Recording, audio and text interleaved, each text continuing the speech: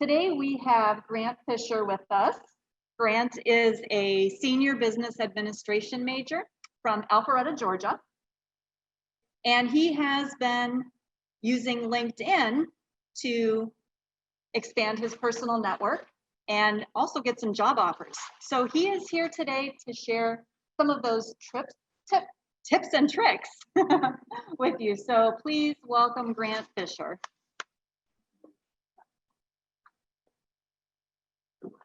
Go ahead. All right.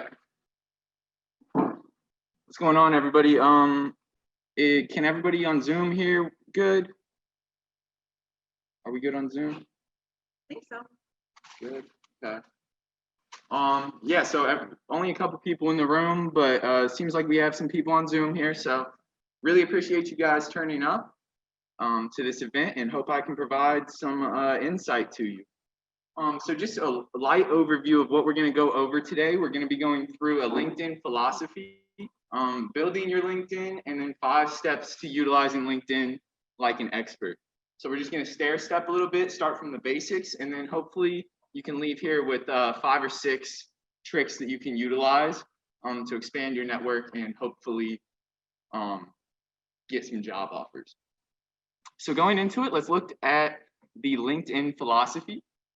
So just some quick statistics about LinkedIn that I really want to point out, just to show you guys how useful this social media site is. Right here, I want to show the more than 4 million LinkedIn members were hired through this platform alone in 2019. Those are massive numbers. I just want to point out very quickly that about a month ago, our nationwide unemployment rate was 800,000, and that was almost a record. So I just want to put that number into context for you guys so you can realize how many people were hired through this in 2019. And then the second one I want to point out here is that 95% of recruiters use LinkedIn on a regular basis. Again, these are the people that are making hiring decisions, and these are the people that we want to appeal to on LinkedIn. So the fact that 95% of recruiters are using this on a daily basis shows us that this is going to continue growing, and it's almost hit max capacity in the hiring decision maker category already. So this is just, did I skip a slide here? Oh, yeah. So this is just the mentality that you want to conduct yourself with on LinkedIn. Very different than other social media sites. The thing that I really want to emphasize here is that you're branding yourself constantly on this website. So you can either be branding yourself positively or negatively. And I'm going to be giving you tips and tricks on how to brand yourself positively. But again, you want to keep in mind that whenever an employer Googles your name, this is going to be one of the first results. So we want to make sure that we are establishing this and separating ourselves from our competition in that aspect. And then maintaining a professional image on LinkedIn without masking your personality is absolutely key.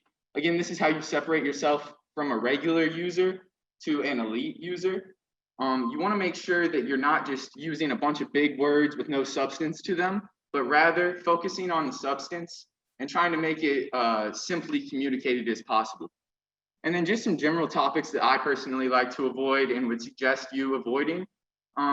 Politics, shower thoughts, controversial opinions, all these things can be put on Snapchat or whatever your risk tolerance level is. I would suggest leaving most of them off of social media. But again, what your risk tolerance level is, you can put those on other mediums, but not on LinkedIn. Again, that could potentially sway a job offer or anything like that. So you want to make yourself as marketable as possible.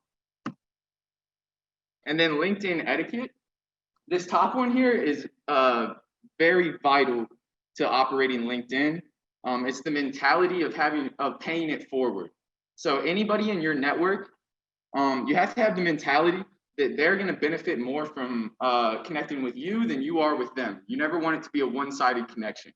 So whenever you reach out to a CEO or a founder of a company, you want to give him some context as to why you're reaching out to him, but also kind of explain what you can do to help him, or again, just give him context in what you're seeking. And then you want to focus on network growth. So interesting thing about LinkedIn is that it's not like Instagram or Facebook or any other social site where you can have an unlimited amount of followers and the numbers just keep on going up.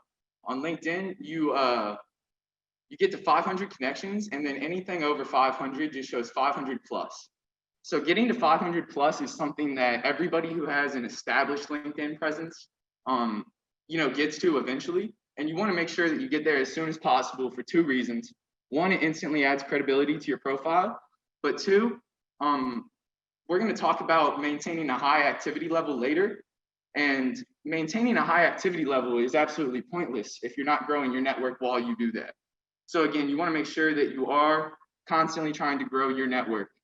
And then again, I'm not even going to hit on the treat it like other socials because I already said that earlier, but just want to make sure that we are keeping that in the back of our head at all times while we're on LinkedIn, that this is a different medium than others. And then just don't let LinkedIn serve as a substitute for human interaction. So what I mean by that is, in our generation, millennials, Generation Z, we have this reputation of wanting to hide behind a keyboard. So everybody can talk great behind a keyboard. Everybody can make themselves look good behind the keyboard. But you want to make sure that you are, whenever you're reaching out on LinkedIn, you're trying to drive human interaction. So whether that be a phone call, a Zoom call, or an in-person meeting, you want to be moving it off of LinkedIn as soon as possible.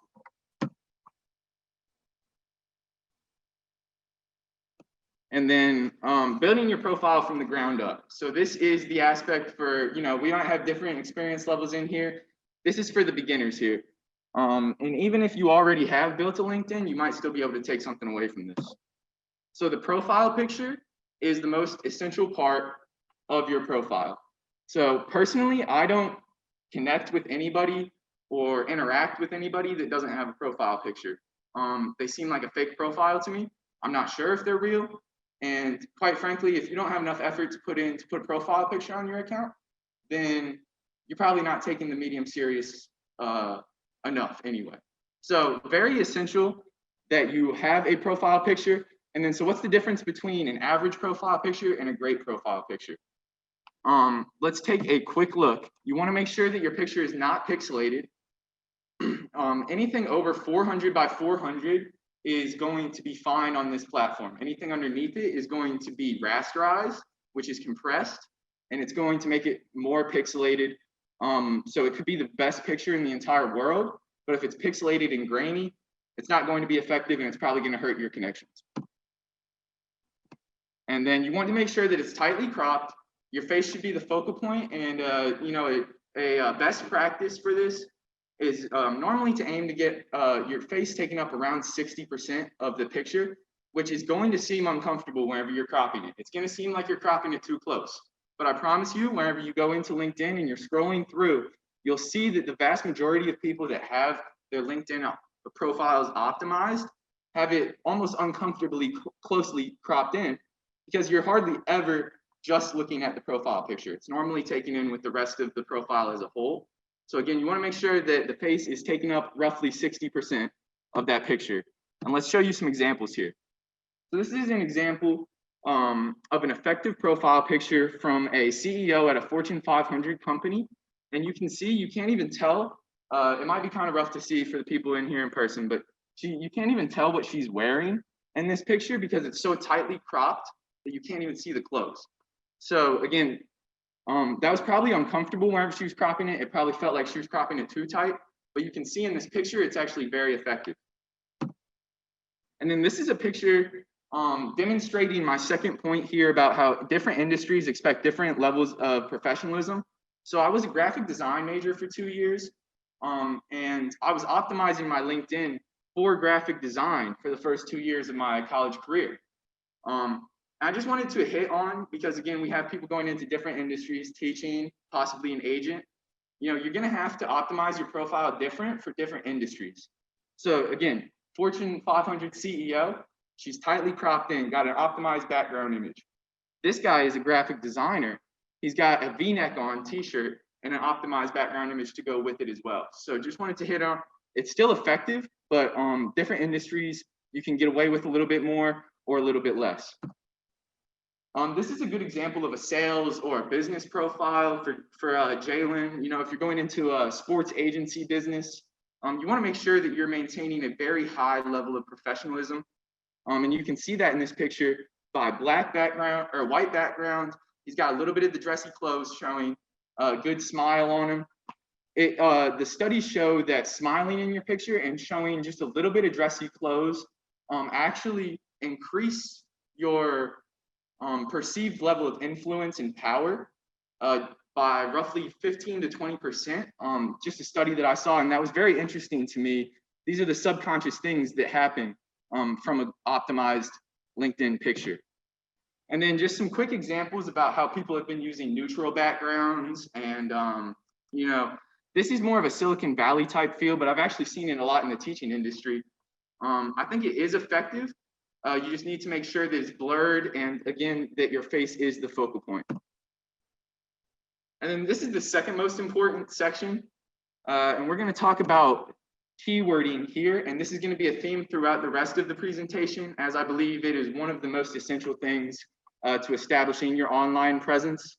You want to make sure that your summary and about section is thought of as an elevator pitch. So what I mean by an elevator pitch is, imagine you're in New York and you're getting on an elevator at a massive building, and there's a guy already in there. You don't know it at the time, but then you find out he is a Fortune 500 CEO. You have 30 seconds on that elevator to sell yourself as to why you would be an asset to him. Think of this section as that. Focus on who you are, what you do, but especially why you do it. So what I mean by that is, what is your purpose? If you can convey your purpose to an employer, that's going to separate you from the majority of competition, as a lot of people don't think about what their purpose or their passion is. So I would encourage everybody on Zoom and here in person to, you know, make a goal or set 30 minutes aside in the next week or continual weeks where you just start thinking about what your passion is and why do you do what you do, because you want to be able to convey that to potential employers. And then in this section, you also want to make sure that you are including your core skills. I believe that this is a good time to convey your interpersonal skills. So what I mean by that is not Microsoft PowerPoint or Excel or anything like that. For specific industries, hard skills are better. You know, computer programming, anything like that, graphic design even. You need to have a vast knowledge for certain programs. But one thing that I personally believe is that if you're not sure what you want to do, or if it's still kind of broad, you want to make sure that you're building up your interpersonal characteristics.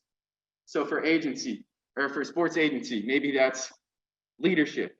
In my profile, I have human interaction, communication, stuff like this. Those are transferable to all industries. And then, yeah, so this is the most read section of your account. Again, going back to that before, we have to be intentionally marketing ourselves to our target market in this section. So what I mean by our target market is the recruiters, or really anybody that you are targeting with your LinkedIn. So if you're here to leverage a job offer like I am, I'm targeting recruiters in the industry that I'm interested in going into. So again, you want to be intentional about selecting your target market and then always targeting your message towards them. In this section, good practice, be clear over cliche. There's a bunch of wording, and you know, whenever you go into LinkedIn, you see a bunch of people trying to use massive words in this section, and I personally get lost in it, and it normally leads me to you know, not reading the whole section. It's too watered down. You want to have clear points and not expound too far in this section. And then again, keywords, I'm going to show you an example as how we can use keywords in our about section. So for this one, I just Googled top keywords for the nursing industry, and immediately hospital, registered nurse, clinic, patient care, vital signs, and basic life support came up. So I used those in a sentence as I would if I was a nursing major in my about section. And this is the sentence: registered nurse with an experienced background in patient care in both clinical and outpatient settings. So again, we hit 3 keywords there in a sentence, and you're going to have, you know, as many sentences in your about section as you want, where you can maximize these sentences by using keywords. So this is an example of my profile. You can see how I have the profile picture tightly cropped. I could honestly even crop it a little bit tighter, but again, it was uncomfortable in the moment. I think I have actually since then gone in and tightened my crop a little bit more. But I really just wanted to point out in my about section how I used keywording. So in my about section, I said, I have a passion for sales, human interaction, and leadership opportunities. So for the IT staffing world that I want to go into, sales, human interaction, and leadership were three of the top keywords that I felt related to me. So those are things that I convey in my day-to-day life that are also top keywords for my industry. And I put them right at the top there. As you can see, I have spacing between the paragraphs, so it's easier to read. And then account management and lifelong learner later incorporated, again, two keywords for my industry that I wanted to incorporate in there as I felt they applied to me. And then this is the next one under about. So this is your experience and education section. This can be treated a lot like a resume. Whenever you're putting where you worked in the past and a light summary of where you were or what you did in that position. And then also your education. These are both right next to each other in tandem. You want to really only include valuable work experience in this section. So work that you would be happy to discuss with a potential employer or target towards your target market. This is stuff that you want to make sure you're including. And again, great opportunity here to use keywords, but I wanted to hit really quickly on tailoring your experience to your target market. So what I mean by this is by no means am I saying lie about what you did in a past position. I'm more so saying that you can, maybe it wasn't the most important thing you did in that position. I'll give an example here in my own profile as to I included a project that I did with a company that was a sales project and it related to my target market, but it wasn't one of the biggest projects. So again, that's tailoring my experience to my target market. And I'm going to show you how I did that in a second. And then quick tips, you want to make sure that you include all schools that you have attended and show how you challenged yourself at these schools. So the main reason I say that is because I attended 2 different high schools and 2 different colleges. So these were opportunities for me to grow my network quickly that maybe other students didn't have. But again, if you have been to multiple colleges, if you're a transfer into Culver, anything like that, you want to put all of your experience on there so that you will pop up on the suggested connections page to people at that school. And then, so this is my experience section. Let's take a look at some of the code words I used in this section. So account management and consultative selling, again, 2 code words used in the sales industry often. And then this one with the arrow right next to it is the example of how I tailored experience. So I said spearheaded a deliverable for the sales team to simplify the sales process. Again, this probably wasn't even one of the top 5 projects I did at that company, but this was something that I could convey to my target market. As this was a marketing internship, I didn't do a ton involved in the sales world.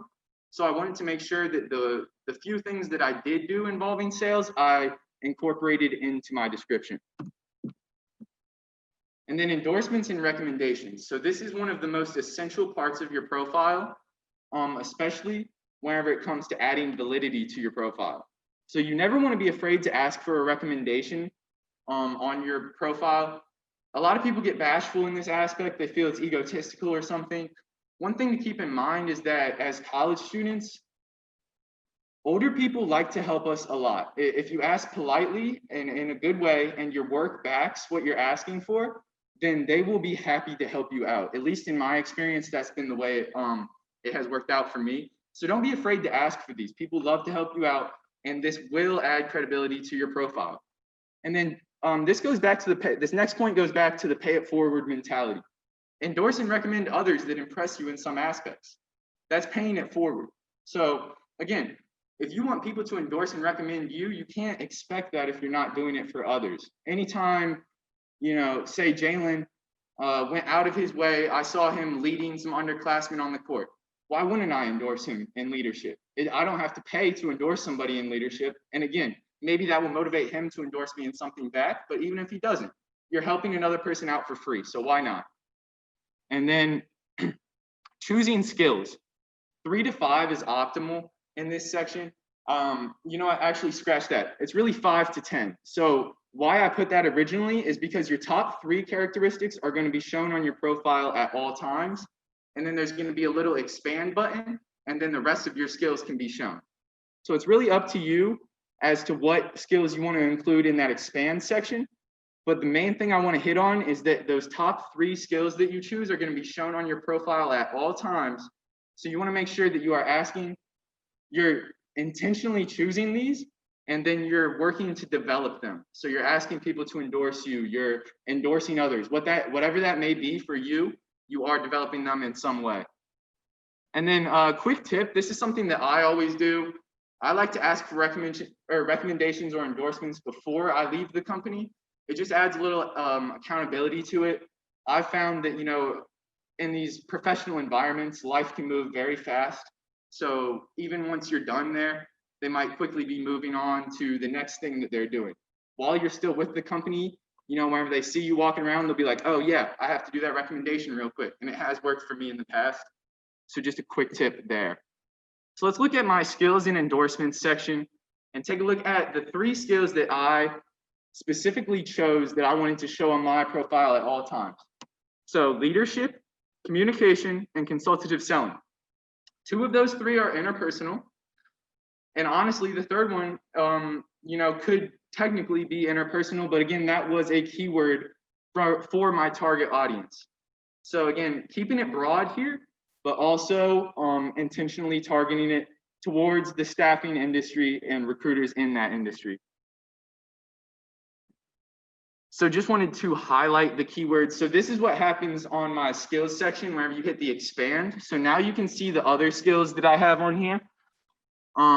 And so you can kind of tell that those were the past graphic design skills. Some might argue that they would be good for me to take those out. Personally, I feel as though they still add an aspect, show a little bit about my background. And that's something that I bring up in all interviews anyway, is my diverse background. So I have chosen to keep these in there. And then this is actually the screenshot of me texting my former boss and asking for a recommendation. I just wanted to give you guys a tangible example of how I do this and kind of show you how they're normally very excited to help you out. So I just said, hey, Angie, I'm in the process of trying to transition my LinkedIn profile from graphic design to more sales and recruiting, and all of my recommendations are for graphic design. It would mean the world to me if you could leave a recommendation on my profile for my work this summer when you get the chance. And then I actually specifically asked her if she could endorse my consultative selling as well, because I still had graphic design skills in my top 3. So again, you can see how she responds in all caps, OMG, of course. She's very excited to help me out. Again, this is something that costs her no money and is priceless to me. So a lot of people will be happy to help you if you convey how valuable it is to you. And then, so that's building our LinkedIn. Let's go to the next step. So now your LinkedIn is built. How do I separate myself from the millions of other users on LinkedIn? Let's take a look. So 5 tips for using LinkedIn like an expert. The first is a network growth tip called the 24-hour rule. This rule changed my life, and it changes your mentality as well whenever you go into a professional environment. So instantly, whenever you go into a professional environment, reach out to anybody that you meet in that environment within 24 hours. So whether that's taking notes of it, if you have good memory, just try to, personally myself, I normally do it I have a horrible memory. So I'll reach out to them as soon as I have the opportunity to. I will reach out to them on LinkedIn and normally include a little personalized invitation with that, just saying, I met you about 30 minutes ago at so-and-so event. Would love to stay in contact further. Grant Fischer. It doesn't have to be hard. We'll go a little bit deeper into that later. But again, you want to be reaching out immediately to these people after you meet them so you're still fresh on their mind. Connect with a purpose. And then, like I said, the personal message, and make that message brief and clear so that they will read it. Okay, so here's some examples for all the people here in person. I gave you my actual personal templates. So these are on your paper. You can utilize these at all times. These are the ones that I use personally. Anybody on the Zoom, just feel free to shoot me or Robin an email, and we will get those materials to you as well. So an example of connecting with somebody that you physically met, this is a good thing to attach just whenever you send that connection. Mike, good morning. We met yesterday at the Culver-Stockton Career Fair. I wanted to connect with you as I hope to stay in contact in the future. All the best, Grant Fischer. Very simple. Sparks his memory as to where you met and gives context as to why you want to connect in the future. Connecting with somebody you didn't physically meet. So say you're at a business conference or anything like that. You're at a career fair and you hear somebody speak. This is a good message to send somebody that you didn't go up and shake their hand or even physically interact with them, but you heard about them, you know of them in some way. Mike, good morning. Yesterday, I watched your presentation at the Culver-Stockton Career Fair and was extremely impressed. I plan to follow your work and hope we can connect further in person or over the phone soon. Again, giving context as to why you want to connect, sparking his memory, not even really sparking his memory, but telling him how you found him. And again, trying to move that conversation off of LinkedIn as soon as possible. And then this is going to take me into the main part of this presentation, which is, how do I have online applications? I'm not going to get too deep into it right now, but I want everybody to know that LinkedIn has extensive search features for you to help you find people of any connection to you. So what I mean by that is you can filter people by current company, location, industry, past company, school they went to, connections of a certain person. So anybody that you might know of or want to reach out to, you can very strategically target this filter, and then it's going to pull a list of people for you.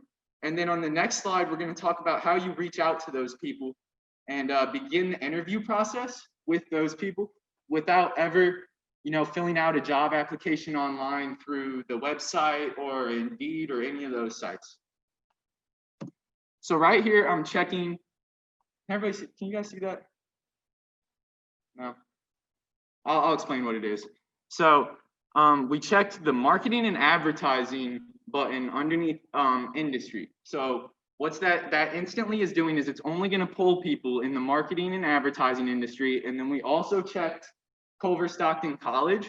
So it's only going to pull people that graduated from Culver-Stockton or went to Culver-Stockton and have marketing and advertising on their profile. So then it pulls a list of 34 people. So if you're looking to go into marketing and advertising after college, this is a great list, especially as a Culver student. This is a great list of people to reach out to because you have a shared connection in Culver and they're in the industry that you want to go to. So instantly what I would do, I'm going to show that in the next slide. I want to show you how I pull my list. So this is and incorporate the search filter into that. So you can see I put corporate recruiter in the search bar at the top. So that is the name of the hiring decision maker and the industry that I want to go into. So I just simply Googled name of hiring decision maker in staffing industry. And corporate recruiter was the most popular one. So I started testing it out. I looked up corporate recruiter in the greater Atlanta area in the staffing and recruiting industry. So this is going to pull anybody that is in the staffing and recruiting industry in the greater Atlanta area and has corporate recruiter in their profile. So instantly I have a list of 1,400 people pulled up. And what I view that as is 1,400 possible connections that could lead to a job offer. So what I would do with that is I would utilize personal messaging. So whenever you pull those lists, you don't just want to look at them, right? You need to reach out to these people. I want to hit on, it's a little bit funny. It goes down in the DM. The main thing that I want to convey with this message is that whenever you're entering a new social media sphere, you're never sure what the proper etiquette is, whether it's similar to sliding in DMs on Instagram or on Snapchat. It's very different than that. LinkedIn DMs are where business goes down. So business is conducted in these DMs. You're very highly likely to get a response whenever you reach out to somebody if you include that message and follow these tips. So you want to make sure that you format your initial messages similar to an email, and then you match the person that you're reaching out to's formality from there. So what I mean by that is everybody knows how to format an email, right? Hi, so-and-so, comma, space down, body message, and then you leave your little greeting at the end. That's how you want to format these in-mail messages, in-mail is the name for LinkedIn DMs.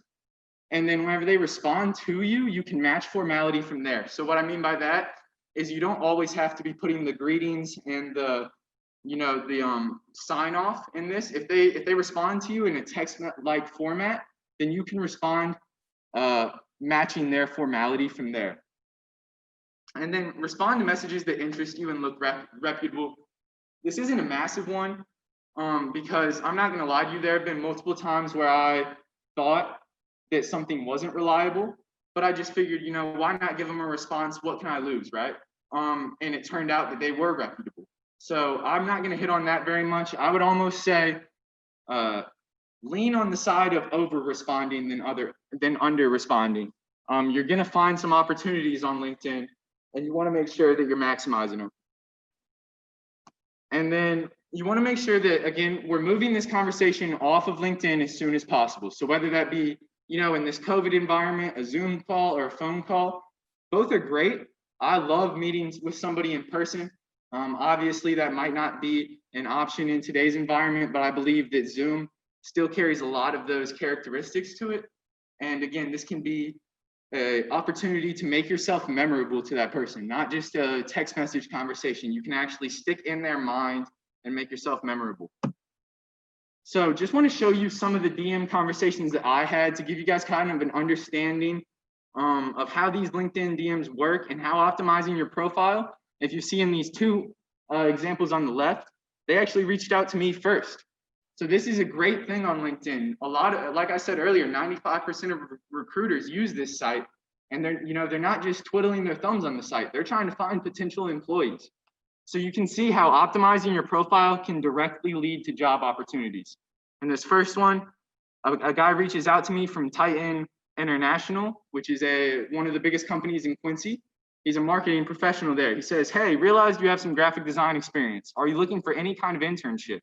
We are always looking for potential graphic design experience." So again, this is a guy reaching out and offering me an internship. Obviously, it's not official, but it's a great start. It's a great lead with no prior message. This is a great opportunity for us, and that would have been awesome. Unfortunately, COVID got in the way of that. The second one here in the middle, I wanted to point out, this is an alumni of Culver-Stockton reaching out to me. Again, you need to include all organizations, clubs, anything that you have participated in, because you never know when something like this could happen.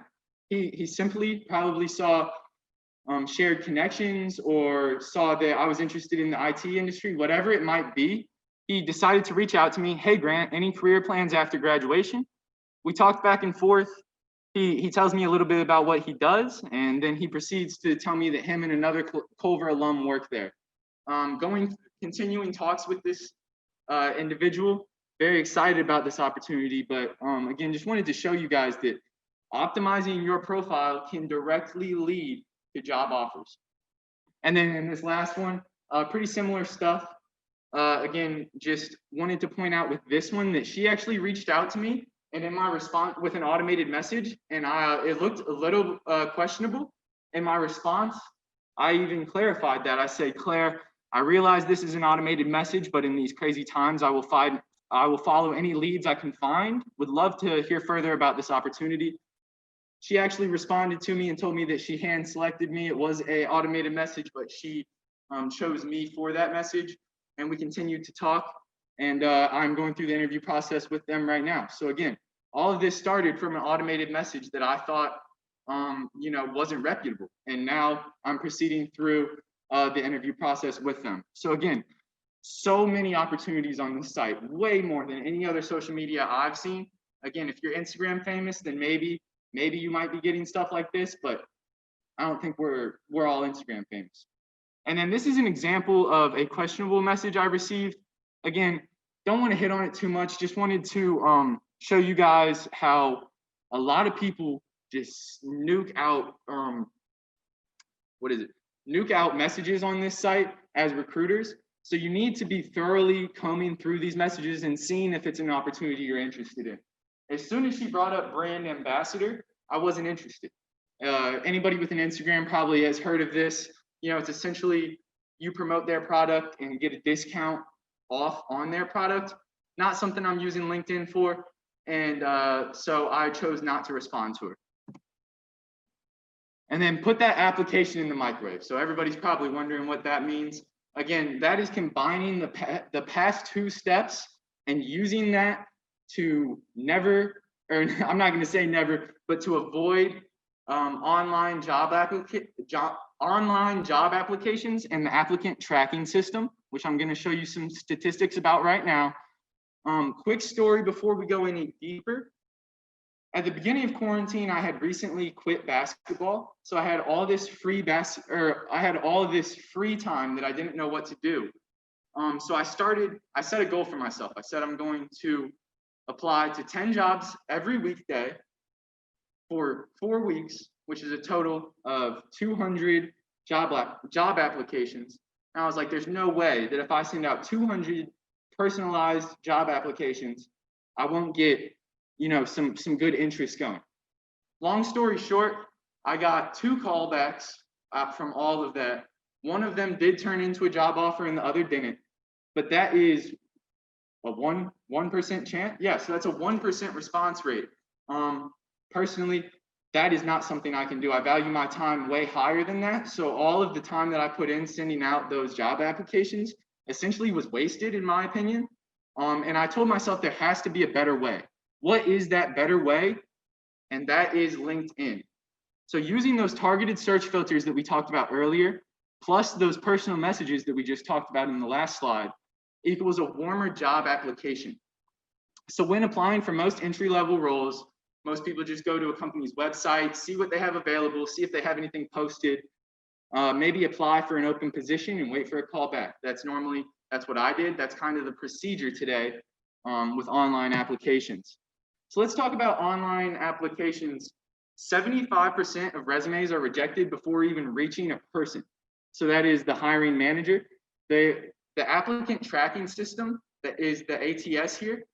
And what that is on these massive job sites like Indeed, Monster, other ones like that. Whenever you send your resume in there, it instantly puts it through an AI program, which reads your resume and pulls the resumes that have the most words that employer chose. So the employer will specifically choose words that they're looking for, and the applicant tracking system will go through and show them the applications that have the most keywords on them. Again, 75% are rejected before even reaching a human. Those numbers are not okay with me. I want at least a human to review my thing and tell me that I'm not qualified. I don't want a applicant tracking system telling me that. Not even gonna hit on these other ones. I think I've driven the point home that these are low potential ways of leveraging a job offer. So how do I get around the applicant tracking system? Find a company that you would like to work for. Whatever that company may be, look for company values, look on the company website, look on Glassdoor. Glassdoor is a website for current employees to leave anonymous reviews on their experience at the job they're at. It's a great way to find out what the culture is like inside a company, the true culture, because they don't have to lie as they are under an anonymous profile. And then again, going back to tip number 2, use search filters on LinkedIn to find somebody that's currently in your role and their manager. So I'm going to tailor this a little bit. Again, it's hard because we're talking about very vast industries here. For my industry, it was easy to look up what the hiring decision maker was, corporate recruiter, what I used in the search filters. And again, if you can find the hiring decision maker in your industry, you want to be targeting that person, not the person that's currently in your role. As the person that's currently in your role isn't getting paid to bring people onto the company. You see, there's a less chance that they'll respond to you and be motivated to help you.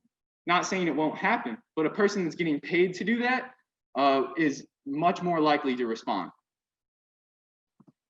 And then connect with them on LinkedIn, and in the connection invitation, include a personal message. So again, this is on the template page that I gave you guys. Perfectly fine if you copy it, word for word, or put your own thing in there. Just wanted to give you guys an idea, kind of get rid of that writing block. This is actually the exact thing that I've used in the past, and I'm going to show you an example of me using it. Hi, blank. I'm very interested in the blank role. You have 15 minutes in the next week or so to chat about what the role entails and what your ideal employee looks like. Thanks, blank. More times than not, I've seen them get back to me with this. I would say the percentages are staggering, honestly. I would say they're higher than 75% of the time. Whenever I reach out to somebody with this message, they are responding. So again, these are high quality things. I'm not saying they always turn into job offers, but once you reach out to them, it's on you to convert that. If they respond to you, this is just an opportunity for you to get around that applicant tracking system. This is going to give you a better idea of the day-to-day operations in this role, as well as how to apply for the job. And then really the most important part of all of this is it's going to get you a personal referral to the hiring decision maker. So what I mean by that is that how I've seen this work out for me in the past is the person that I will reach out to on LinkedIn, I'll typically, if it goes well, have a 15 to 20-minute conversation with them on the phone in the coming days.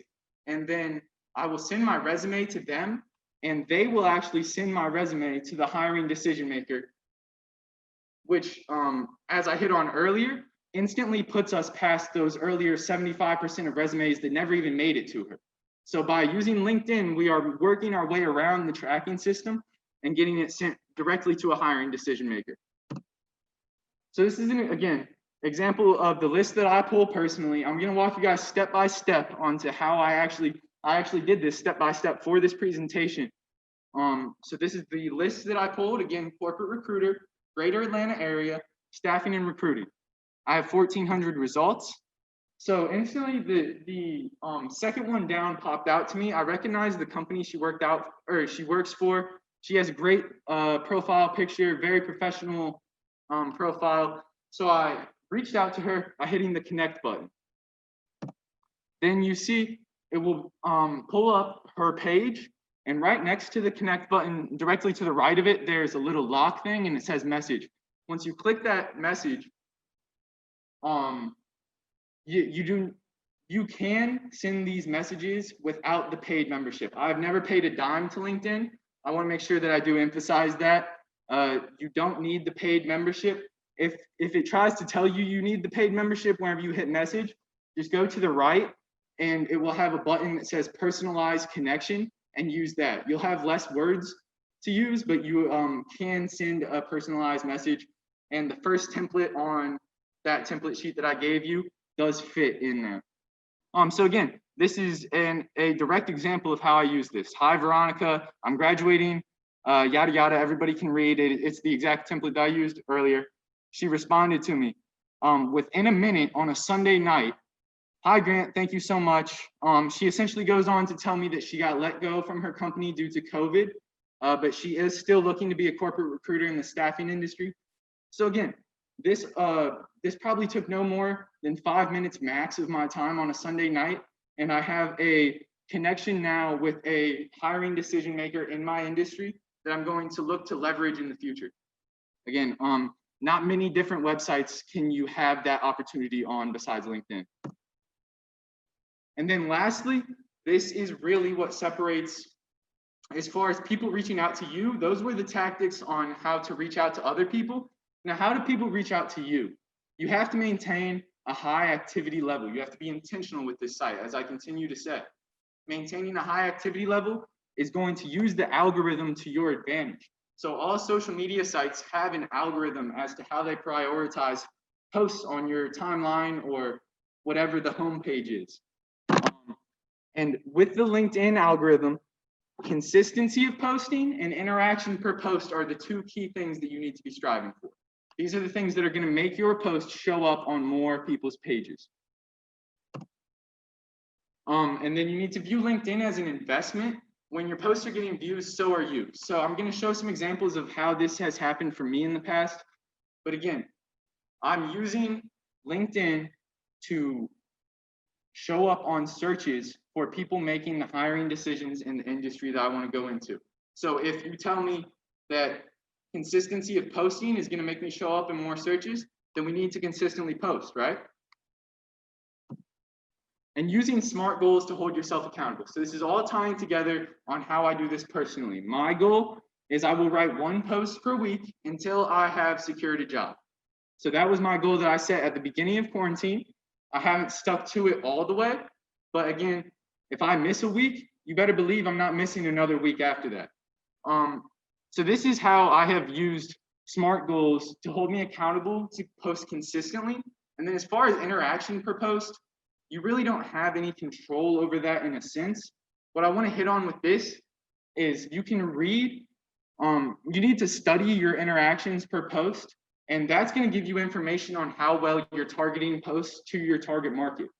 I'll show you kind of how LinkedIn has these different statistics and insights that you can use to show how well you are targeting. So again, in this message, these are screenshots from my profile.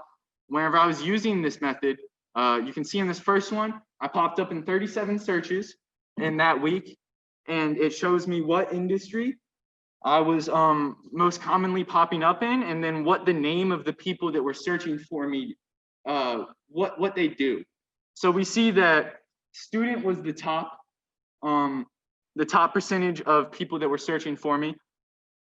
Founder, and then actually recruiter were down there as well. So student, I was targeting students with a couple of my messages leading up to this, as it was for Culver students. So I'm accepting that.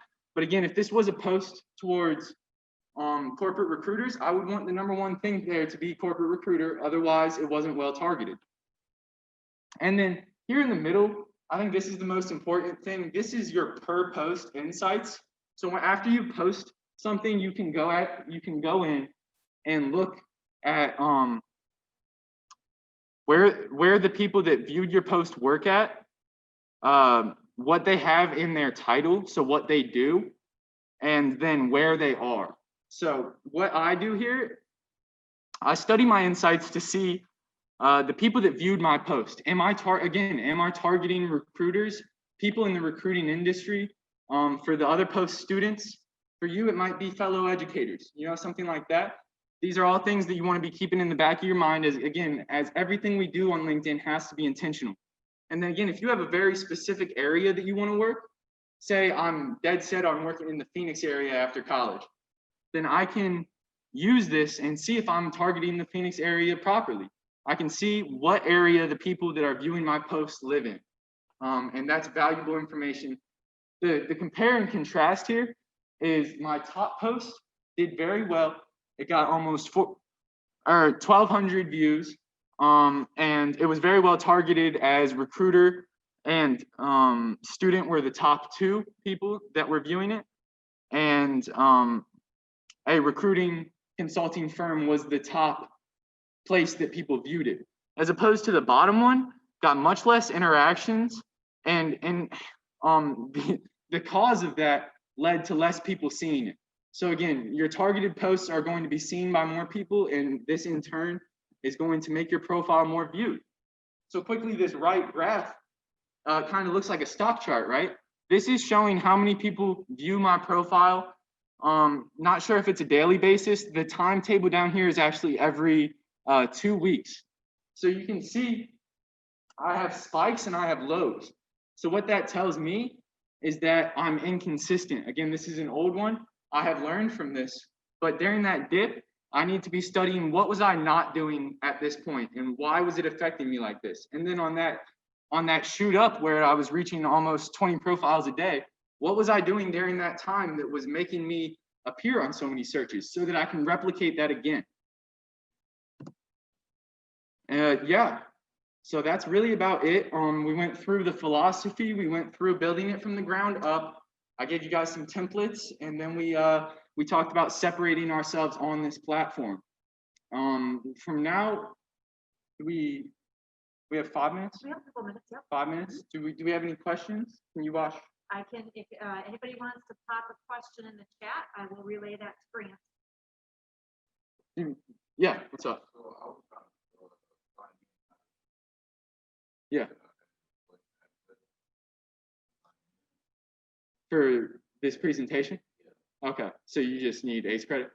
Gotcha. Okay, there's a sign-in sheet on the back. Make sure that you sign that on the back table. We'll make sure you get that. Question I did have was, like you said, the meeting area. Yeah. Place, like when you're looking for the actual spot you're trying to market yourself at. So say if someone was looking to market somewhere like in Chicago or someone else somewhere in LA, Yeah.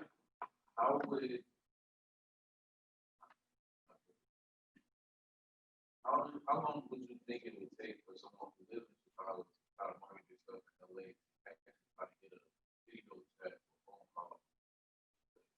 How long do you think that would It's crazy. It's honestly mind blowing. Can you repeat the question? Yeah. Absolutely. So the question was, how long do you think it will take to see results if you're targeting a certain area? Malik asked, if you're in Chicago and you're targeting LA, how long will it take before you can have a video call or possibly see some opportunities in that area if you are targeting a specific area? And really, I want to hit on that it's going to happen quicker than you think if you follow these tips and tricks. I mean, it's consistently blowing my mind how much LinkedIn is exposing me to opportunities on a daily basis. I'm probably getting 2 to 3 messages on a daily basis right now from recruiters, just reaching out, trying to get me in for an interview or something like that. Again, this is mind blowing to me, as I wasn't really, not a lot of people talk about this, right? Like, not a lot of people realize this opportunity is in front of us. And to address your question specifically, you follow these tips and tricks, you get it going on the phone. It can, like I said, it can happen way quicker than you expect. I mean, it's situational.